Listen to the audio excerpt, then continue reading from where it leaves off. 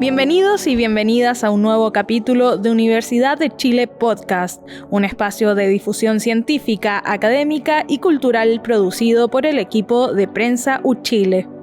En este capítulo navegamos en el mundo de los videojuegos y pasamos de nivel en nivel explorando los posibles efectos de su uso y las oportunidades que nos ofrecen para promover el aprendizaje, la creatividad y las relaciones sociales.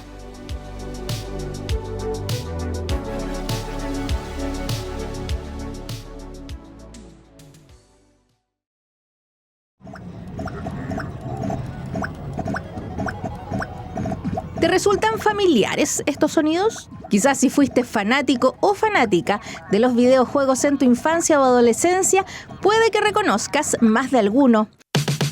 En Chile, durante la década de los 90 y 2000, la popularidad de los videojuegos estuvo marcada por la llegada de consolas como la Nintendo y las PlayStation, además de una avalancha de videojuegos de computador que marcaron generaciones. ¿Qué decir antes de Atari?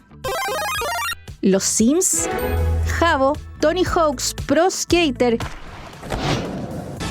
GTA, Resident Evil, las versiones de Dragon Ball, Pokémon, Sonic, Mario Bros. La lista es infinita. Y si bien la literatura señala a los videojuegos como un fenómeno relativamente reciente, hoy forman parte importante de la cultura infantil y juvenil a nivel mundial, donde su carácter lúdico constituye una experiencia altamente atractiva y motivadora para los jugadores. Pero, ¿qué significados puede tener el juego y el jugar en nuestras vidas? Lo explora Miguel Vargas, psicólogo y candidato a magíster en Psicología Clínica de Adultos de la Facultad de Ciencias Sociales de la Universidad de Chile. Es importante porque el juego es fundamental para todo. Cada uno de nosotros sabe la importancia del jugar porque hemos jugado, ¿no? Sabemos lo que se juega en el juego. Y en la clínica infanto-juvenil, el juego tiene un lugar central. Nosotros tenemos la consulta siempre juguetes, distintos tipos, materiales para dibujar. Lo lúdico es fundamental para el trabajo. Nosotros nos preocupamos cuando un niño no juega. Esperamos que se interesen por algún juguete. Ahí hay un camino muy fértil de trabajo. En los juegos se depositan fantasía, miedos, anhelos, sueños, angustia. A través del juego uno crea, imagina, prueba, se frustra, se enoja. No es solo un juego, entre comillas, ¿no? Como a veces eso tiene poco valor, es solo un juego, un jueguito. Un juguete no es juguete por sus características materiales, lo es porque alguien juega con él, no porque lo hizo Hasbro o Mattel, po. Los niños a veces juegan con comida, o con los anillos, los aros de la mamá. El videojuego es un objeto cultural que muchas veces es un objeto central para la vida psíquica de los niños, las niñas, los jóvenes y los adultos también. Y hay que tomarlo como una herramienta de trabajo, escuchar qué pasa ahí, involucrarse. La rápida adopción y uso masivo de los videojuegos en nuestro medio ponen el acento en investigar el impacto que tienen estas aplicaciones recreativas en los niños, niñas y jóvenes de nuestro país. Por lo mismo, y dado el interés por estos productos creativos, Miguel decidió ahondar en dicho vínculo durante su investigación de magíster con jóvenes de entre 19 y 29 años. Específicamente, el psicólogo egresado de la U de Chile quiso abordar cómo el videojuego les afecta en relación consigo mismos, con los otros y con el mundo. Y lejos de ser casual, en sus relatos, las y los jóvenes revelan pistas para pensar las infancias y adolescencias en relación a dichas plataformas. Los videojuegos son formas de subjetivación y formas donde uno pueda probarse a sí mismo. Eso se repite mucho en la experiencia de los jóvenes, como aparece el cuerpo, por ejemplo. El cuerpo es todo un problema en esto, porque ¿de qué cuerpo estamos hablando, no? ¿De qué imagen? Los juegos ofrecen una forma de avatarización de uno. Y es muy interesante, para mí ha sido muy interesante escuchar a los jóvenes decir cómo ellos se representaban en los videojuegos. Los Sims, por ejemplo, es un juego que se repite mucho en la experiencia de las personas cuando hablan de esto. Cómo les permitió jugar a ser papás, a ser mamás siendo niños. Es una forma súper virtual o virtualizada de un juego súper común, que es jugar a ser papá. qué significaba ser papá, ser mamá, cuidar, o las relaciones a otros, en el sentido de la sexualidad. Los Sims permite ser mujer y tener una pareja mujer, o ser hombre y tener una pareja hombre. Y como muchos de estos jóvenes jugaban a cómo sería así. Esa idea del cómo sería así es súper valiosa, porque está en la base del juego, ¿no? ¿Cómo sería si esto hubiera pasado? ¿O cómo sería si esto no hubiera pasado? Y ahí está la lógica de la creación, de la imaginación, de la fantasía. Eso les permite probarse, jugar, imaginar. Otra arista que estudia el egresado de nuestro plantel es cómo los videojuegos le permitieron a las y los jóvenes construir vínculos significativos con otros jugadores, superando incluso las fronteras entre países y conociéndose en persona. Sin embargo, los videojuegos también han estado envueltos bajo una nube de estigma social donde ser gamer es considerado problemático, explica a partir de los relatos de las y los jóvenes. Por un lado, lo que es problemático, porque es problemático para otros, ¿no? Aparece mucho el mundo externo, los padres o las familias o las parejas, muchas veces el juego o el ser gamer como identidad no cumple con las expectativas que se tiene de ellos o de ella. Yo te diría que la mayoría de las veces, en esos casos no es que haya un juego desbordado, incontrolado, problemático así, que uno pudiera decirlo desde fuera. A veces hay incluso desprecio por ser gamer, o hay experiencias, historias, recuerdos como de desprecio. Eso hizo que muchos vivieran esa identidad, por así decirlo, de una forma más bien solitaria o clandestina. Pero por otro lado, sí aparece lo problemático y ellos lo reconocen como problemático, y es cuando aparece el uso de videojuegos como al servicio de la evasión. Y apunta principalmente a momentos muy específicos de su trayectoria, donde la vida se volvió insoportable, por decirlo así. Distintos sucesos hicieron que la vida fuera más bien oscura, violenta, aislada, y los videojuegos servían como una forma de evasión extrema. A esto se suma un aspecto que gira en torno a la ciberseguridad, donde muchos recuerdan cómo, siendo niños, niñas o jóvenes, vivieron experiencias que no eran apropiadas para su edad, como ver contenido explícito o el acercamiento de desconocidos. Además, para Miguel, los videojuegos tienen una lógica muy similar a las apuestas, debido a los distintos mecanismos de monetización que se asemejan a los juegos de azar y a los ambientes de un casino, con luces, sonidos y la anticipación de un gran premio. Entonces, ¿qué alternativas existen para revertir o hacer frente a dichas dinámicas que tiñen a los videojuegos y su uso como algo dañino o peligroso?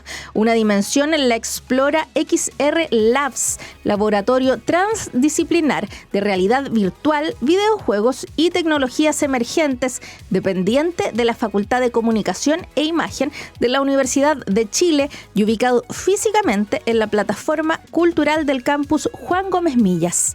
Así indica Víctor Fansilver, académico de la facultad y director del centro. Nosotros, desde el punto de vista creativo o productivo, generamos simulaciones virtuales, generamos entornos virtuales, y al mismo tiempo, desde el punto de vista investigativo, queremos siempre estudiar, gracias al uso de datos biométricos, de señales del cuerpo, digamos, qué le pasa a las personas cuando están en este mundo virtual, cómo actúan, cómo aprenden, cómo se comunican, cómo interactúan con objetos o con personas, cómo exploran el espacio. Desde XR Labs han puesto particularmente el foco en el plano educativo y en cómo los videojuegos pueden ser herramientas que favorezcan aprendizajes a través de su particular lenguaje. Es así como en 2024 lanzaron Metaverso Antártico, videojuego de divulgación científica ambientado en 2035, que invita a un viaje de exploración virtual para conocer la biodiversidad austral. El proyecto birregional busca generar una cercanía entre la ciudadanía y la Antártica mediante un metaverso situado en un mundo futurista donde los efectos del cambio climático se ven agravados por la contaminación humana y las especies antárticas deben adaptarse y evitar su propia extinción. en algunos reportajes ponían a unos niños a jugar el videojuego y les preguntaban, ¿qué te pasó con el videojuego? ¿Qué te pareció? ¿Te gustó el videojuego? Y entonces los niños muchas veces daban un resumen muy correcto de lo que eran los contenidos que nosotros queríamos transmitir. Entonces yo te diría que demostramos que cuando está bien pensado, bien desarrollado, el videojuego puede ser una poderosísima forma de conectar conocimientos científicos, académicos, y ponerlo al alcance de toda una generación que va desde los 11 hasta los 21 años, o sea, e interesarlos en temas que quizás por los medios tradicionales no se interesarían. Financiado por el concurso Ciencia Pública del Ministerio de Ciencia, Tecnología, Conocimiento e Innovación y ejecutado en el laboratorio con el Instituto Milenio de Biodiversidad de Ecosistemas Antárticos y Subantárticos Base, el videojuego cruza barreras de un aspecto generacional y permite desestigmatizar a los juegos solo como un medio para entretener y no para educar.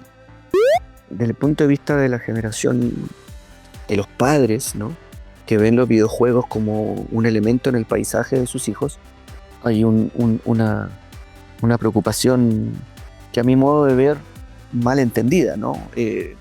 Poco conocida, ¿entiendes? Porque te lo resumo en una frase, hoy en día los padres se preocupan mucho de lo que los hijos comen, de la salud, de la alimentación saludable, ¿no? Pero no se preocupan mucho de lo que ven en Netflix, en internet, o lo que juegan, ¿entiendes? Solo entienden nomás. Y esa distancia entre lo que ven los padres y lo que hacen los niños y los jóvenes ha existido siempre. Hace 30 años sucedía lo mismo con Dragon Ball y la gente se preocupaba mucho de la animación japonesa que estimula la violencia y le hace mal a nuestros hijos. Y desde el punto de vista de los hijos tenías que ver la serie para entender, ¿no? Así el profesor Van Silver puntualiza. Entonces, yo te diría que los videojuegos, como para resumir una idea general, que desde un punto de vista sociocultural es estudiar a una generación que ya tiene incorporado los videojuegos en su vida.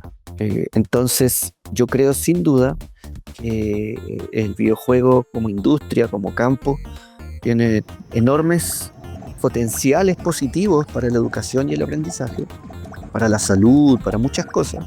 Todo lo que es la gamificación cada vez más extendido en todos los campos. Pero también tiene, según donde nos situemos, aspectos más preocupantes, ¿no?, ligados a las adicciones, ligados a la interacción de niños con extraños en otros países. También eso se relaciona con la regulación. ¿Cómo tú vas, una vez que el adolescente cierra la puerta de su pieza, cómo vas a regular lo que ve o con quién habla?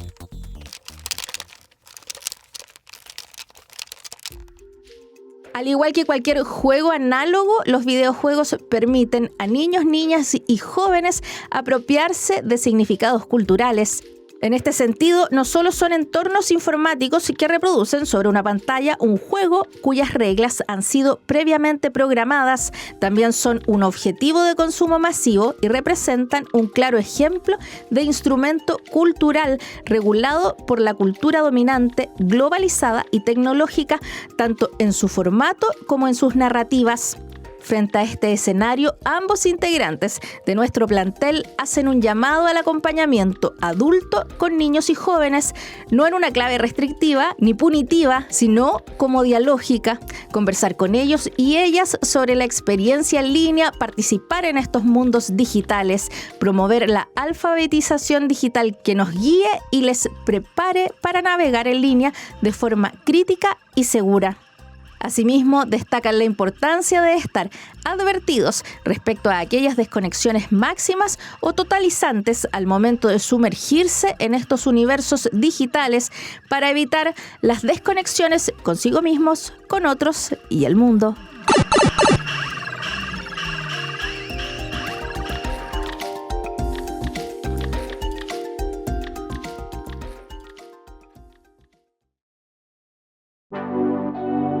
Esto ha sido Universidad de Chile Podcast. Recuerda que puedes encontrar nuestros capítulos en YouTube, Tantaku, Uchile TV, Radio Universidad de Chile y en tus plataformas de streaming favoritas.